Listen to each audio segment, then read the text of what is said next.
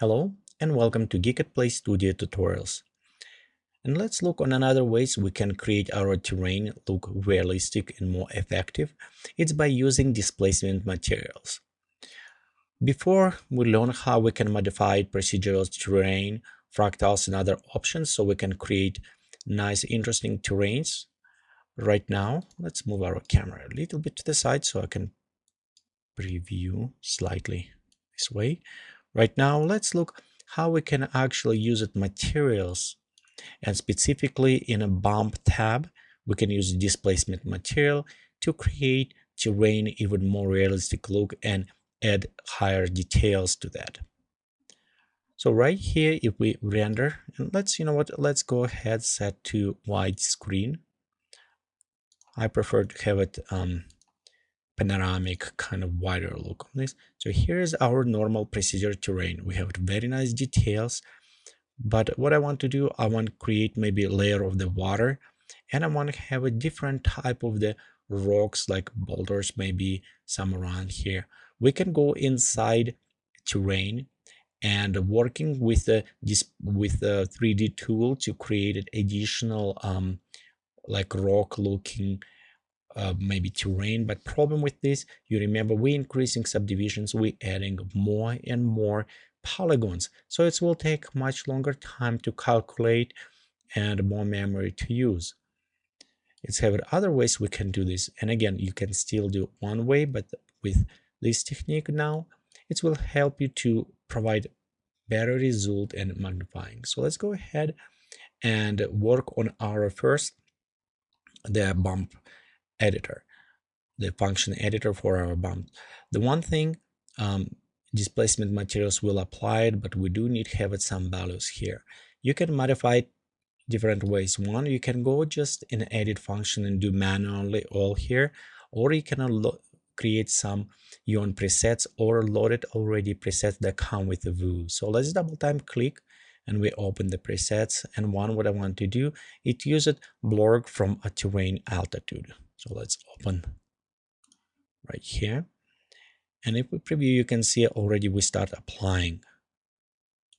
Okay, a couple things what I want to do at this point, I want to actually decrease the scale down. So let me do maybe 0.2, and I want to do this on all axes. Okay, at this point you can see it's applied, but it's applied to all our terrain. I want to do a little bit more on the bottom. So let's go ahead and work inside editor. So we open function editor. Okay, and right here we have our node we just added to the bump production. So let's select connected node and add blender. And next, what I want to do, I want to create a bump on top that resemble more terrain. So we'll add it fractal node, and we'll switch this fractal node to terrain fractal. If you notice right now when we're creating it, remember what we have it before. So in many cases very useful, but right now we'll just switch to terrain fractal. And next we're connecting blender by altitude. At this point they're actually mixing together them. So if we preview, they kind of blended together. Instead, what I want to do, I want to have it on the bottom, they're blurred, and on the top terrain. So let's connect our radio combiner. We'll go and we'll connect to altitude. Okay, right now what's happening, it's values. If you remember in Blender, we have it from 0 to 1, but values is way overloaded. So again, we can control those values by adding a filter and change filter to the smooth map node. And inside smooth map node, we can specify what values we wanted. And let's maybe set to 40. Okay, we also can try around and see what upper value we wanted for this. Okay, until we here, let me do on the, just decrease a little bit larger features, a little bit down on our block. Okay, let's preview what we have it, and you can notice right now how we change. We already have it very nice, our terrain bump material, very realistic apply on top, and on the bottom way is probably water just kind of affecting rocks washing out, we start having blur. So we mix the two bump materials for our textures in our function, and it's based by altitude function. Okay, so we done this way. Okay, one thing, let me take camera and just try to maybe reposition slightly this way. Okay, and when you notice we have it the bump, and they look nice on the shadows, but they don't apply kind of very flat if you start looking on a sideways, so they don't provide a very nice texturing in this way. Okay, when we go to materials, now it's time to enable displacement. Okay, by default it's set to 1. Sometimes it's a little bit too high and sometimes it's low, like when you create rocks and you're using depth on a bump map, which we'll look at in a second how to create the rocks with this. You maybe want to play around with the depth to increase or decrease. Also, we have it smoothing, and smoothing kits which apply on the edges. This is actually an option that you probably want used if you see very sharp and kind of distorted edges. Okay, as well, by default, the displacement apply along the normal, so wherever the normal is going in any directions. But you also can specify if you want on a vertical or horizontal. In some cases, the vertical will work very well for the terrain. In that case, you can see now we have more rigid areas, and actually it doesn't look flat anymore. So this area look much more real, like blurring. So we apply it to verticals only.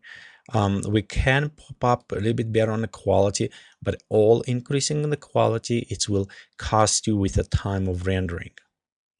Okay, as well, other options was add before when you use a displacement in previous version, the ecosystem will kind of floating in the air above this removed area. Now the actual ecosystem will follow the displacement properly. So in this case, very nice. Okay, so we're kind of done on this place. Okay, let's maybe modify a little bit colors. And we can go ahead, click and load it already predefined for us. So let's maybe select one colors, and now we edit function. And again, because we are modified, okay, let me center, we modified right here our function, if you remember, for the displacement. What we can do, we can take our color and connect to our color scheme. On that case, our color semi will resemble. Okay. Be sure that our mapping it's all set to object parametric in this case. Let's render and preview.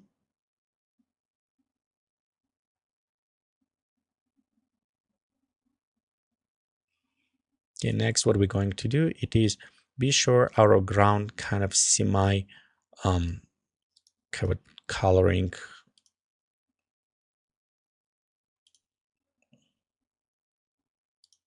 Okay, I did not select my colors.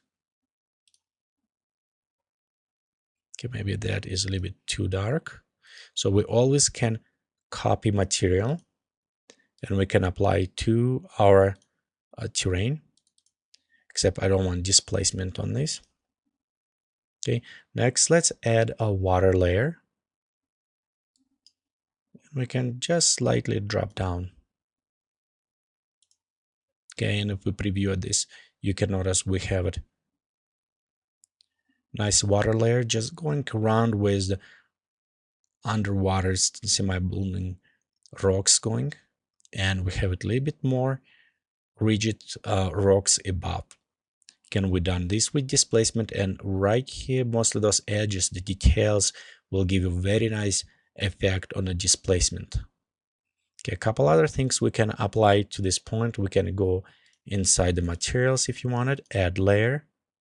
Let's add some greenish color. We want at this point, because I want preserve the bump map and everything, I want to go all the way to the add point. Okay, and in environment right here, we can tie it up directly to the function, or we can actually just go and modify this way. Sometimes if it's hard to see for you, you can go ahead, click and enable highlighter, something brighter color. So in that case, you can see precisely where's your material will laying. And let's make it a little bit fuzzy top so we don't have a very sharp edge right here on the end. Okay, we boost up alpha on this. Okay, and decrease slightly down. So right here it's look about right for me. So I'm disabling my highlighter. Okay, let's render. Okay, and right here I already have some kind of moist and green going on our rocks. Okay, a couple touches you can apply. We can actually go ahead and add some clouds. So I'll give it a little bit better on our atmosphere and just slightly modify a few things on our lighting.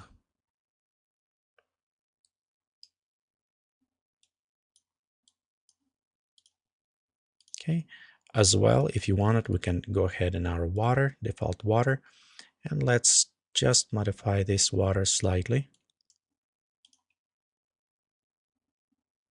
So let's give it a little bit more depth. Okay, and we are ready for our final render. Okay, here we have our finished image.